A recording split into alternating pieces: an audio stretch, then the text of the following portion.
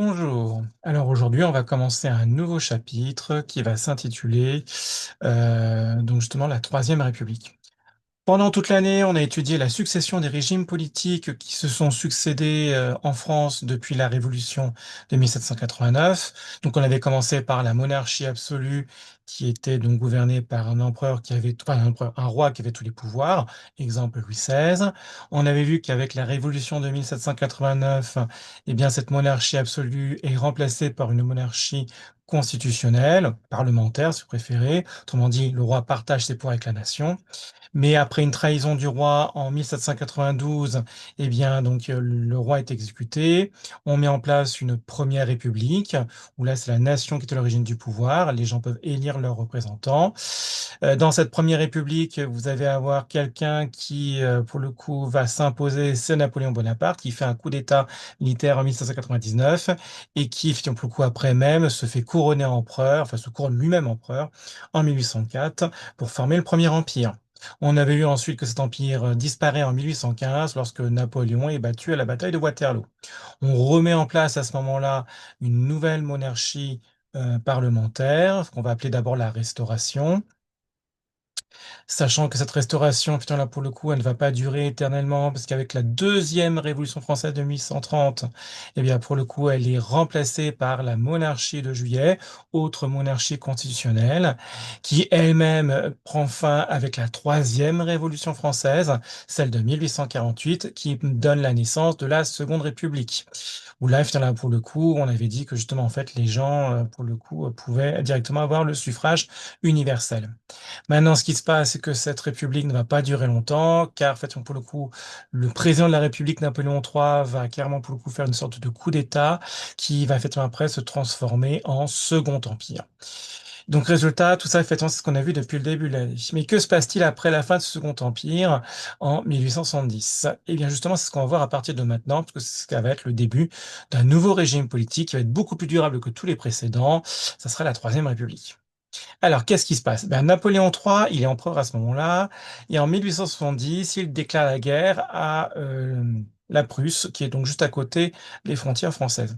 Sauf que bah, la Prusse, elle arrive très facilement à envahir le nord de la France et même, pour le coup, à encercler la capitale parisienne, à tel point d'ailleurs que bah, l'empereur Napoléon III, représenté ici, est obligé, pour le coup, donc, de rendre les armes au roi de Prusse, Guillaume II, et donc, résultat, il est fait prisonnier.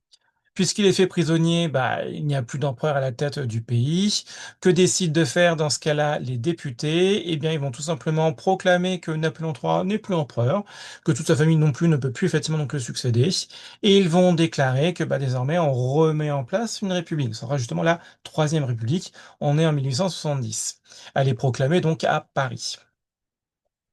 Ce qui se passe donc, c'est que justement, c'est comme ça que là, pour le coup, c'est la fin du Second Empire, qu'on va commencer donc une Troisième République qui va durer plus de 70 ans. C'est bien plus que tous les autres régimes politiques précédents depuis la Révolution française.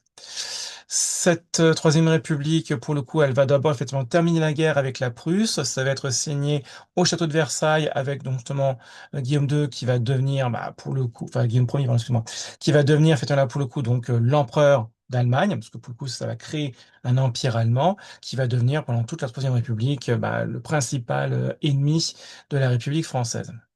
Alors, à quoi ressemble cette République française? Eh bien, pour le coup, quand on regarde cet organigramme, on voit que il est dirigé par un président de la République qui est élu par 7 ans et qui a le pouvoir exécutif. Ce président il est élu par les députés et les sénateurs, qui sont eux-mêmes élus par des représentants de la nation, autrement dit les hommes, parce qu'il y a le suffrage universel masculin. Universel, c'est-à-dire tout le monde, masculin, bah, les hommes. Donc là, quand on est un homme riche ou pauvre, on peut voter, c'est pas un problème. Ceux qui ne peuvent pas voter, là, par contre, ce sont effectivement toujours les femmes. Donc, ce qui se passe, c'est qu'on voit qu'il y a un partage des pouvoirs, parce que justement, le président de la République n'a pas tous les pouvoirs. Il a le pouvoir exécutif, avec le président du Conseil, ce sera aujourd'hui le Premier ministre, alors que le pouvoir législatif de voter les lois, le fait, par contre, c'est fait par le Sénat et la Chambre des députés. Rappelons que le pouvoir exécutif, c'est le fait de pouvoir appliquer les lois. Alors, ce qui se passe, c'est que dans ce régime où c'est la nation qui est à l'origine du pouvoir, il y a quand même que les hommes qui peuvent voter, ça ne plaît pas à tout le monde. Donc, résultat, ce qui se passe, c'est que vous avez dans ce cas-là certaines personnes qui vont militer pour dire, bah, les femmes, faudrait pas les oublier, il faudrait qu'elles puissent aussi voter. Parmi ces femmes, on va voir là, par exemple, Hubertine Auclair, qu'on va représenter effectivement pour le coup ici. Hubertine Auclair, c'est une femme française qui va utiliser les nouvelles libertés données par la Troisième République, notamment bah, la liberté de la presse, autrement dit d'écrire et de publier un journal en 1881. Et bien justement là pour le coup, elle va publier son journal, La Citoyenne, comme on le voit effectivement sur sa une de journal ici, pour justement bah, développer ses idées sur la femme doit pouvoir voter. Bon, le problème, c'est que avec un titre de journal comme ça va surtout attirer un lectorat féminin intéressé par le fait de obtenir l'égalité politique avec les hommes. Le problème, c'est qu'il faut convaincre les hommes, et s'ils n'achètent pas le journal, ben, elle peut pas les convaincre. C'est un peu compliqué. Résultat, ce journal va pas forcément effectivement bien marcher, elle va finir par l'arrêter, et bah, elle va continuer à militer en faisant des manifestations, en faisant des livres, en faisant des conférences, etc., etc.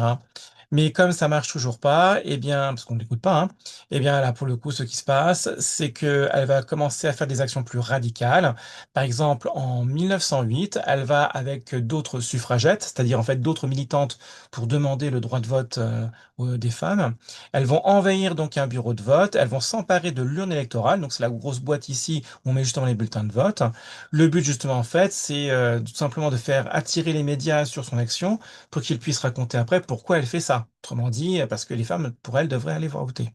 Bon, là encore, ça marche pas vraiment parce que bah, les médias vont plus parler du fait qu'elle ait renversé une urne que expliquer effectivement pourquoi c'est intéressant que les femmes puissent voter. Ou en tout cas, pourquoi effectivement c'est une question d'égalité. En fait, les médias ont tendance à sous-estimer effectivement son argument qui est le suivant.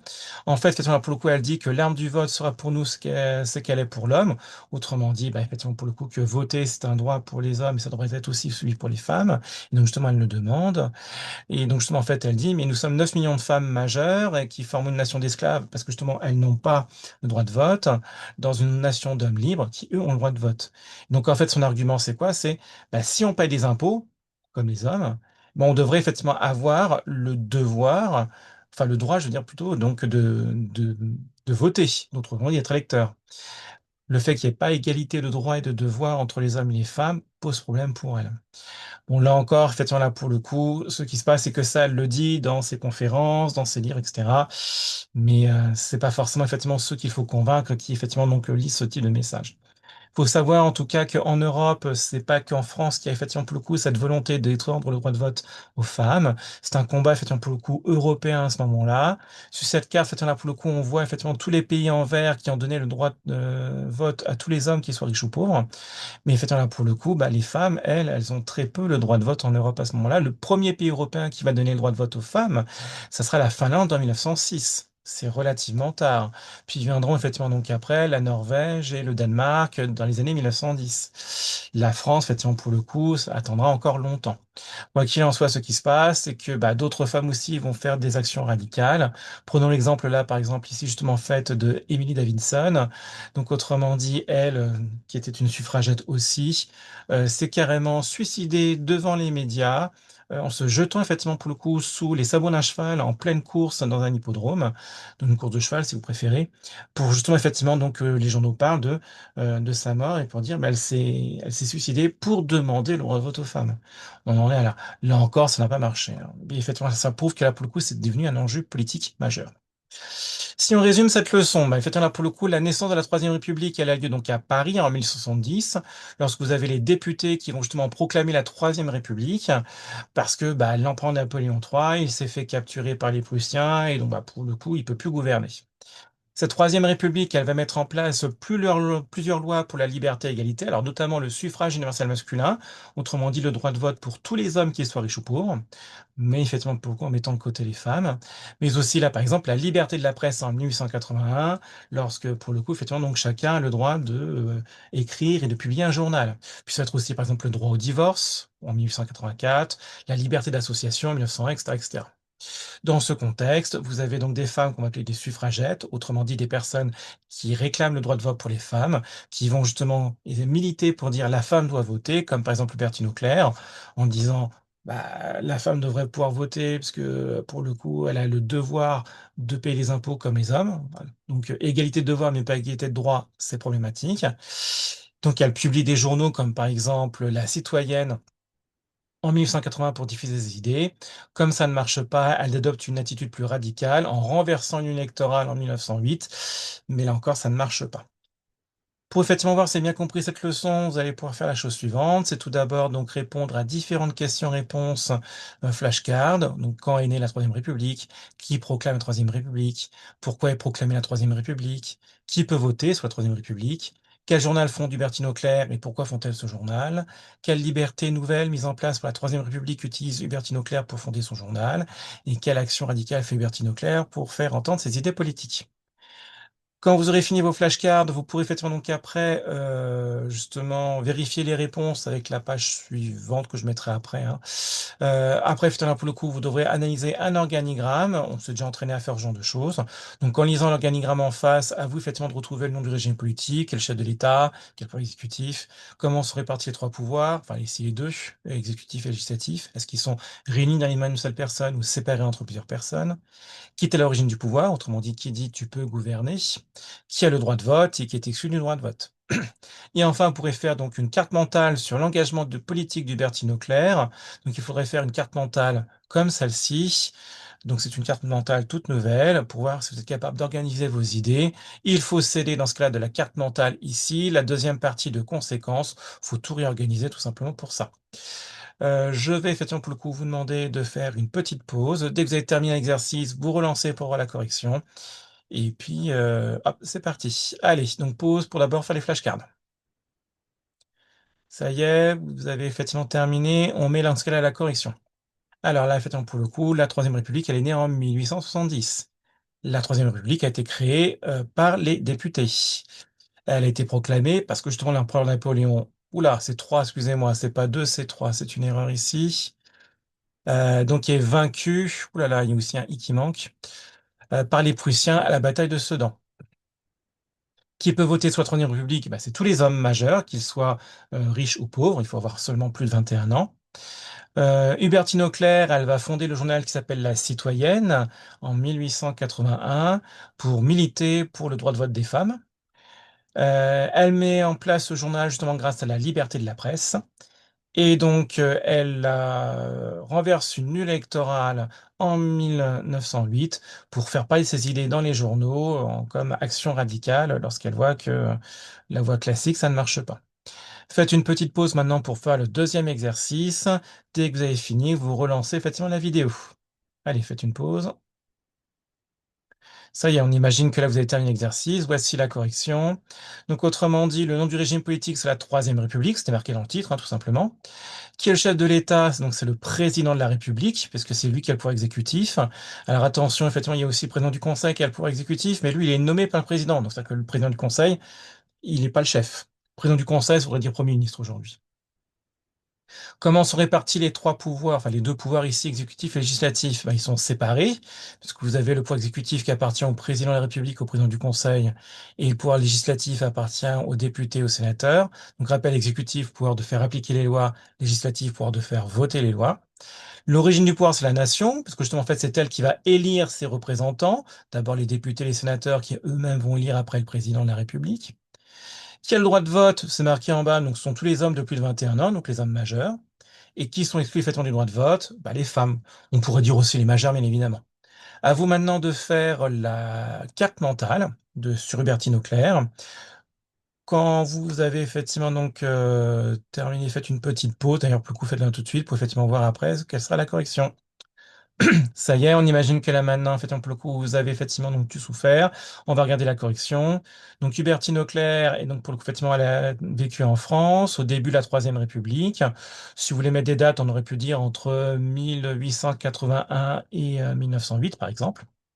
Donc, c'est Hubertine Auclair qui va effectivement donc créer son propre journal en 1881 pour diffuser ses idées, en disant que bah, si la femme paye les impôts, elle devrait pouvoir voter aussi. Pourquoi? Parce que justement, en fait, les femmes, elles n'ont pas le droit de vote, hein. Le droit de vote, c'est le suffrage universel masculin, c'est réservé aux hommes. La conséquence, c'est que bah, pour le coup, elle devient de plus en plus radicale pour exposer ses idées. C'est comme ça que là, pour le coup, elle renverse ce nu électoral en 1908 pour justement continuer à faire parler de ses idées. On aurait pu faire une autre carte mentale où là on mettait dans le déroulement à la fois la création du journal La Citoyenne en 1881 et effectivement après l'action radicale du renversement de l'une en 1908. Et dans ce cas-là, la conséquence aurait été, bah, ça change rien, elle a toujours pas le droit de vote comme toutes les autres femmes, on ne l'écoute pas. C'était une autre solution possible. Voilà, c'était la fin de cette première leçon. Et effectivement, là, pour le coup, bah, bonne journée.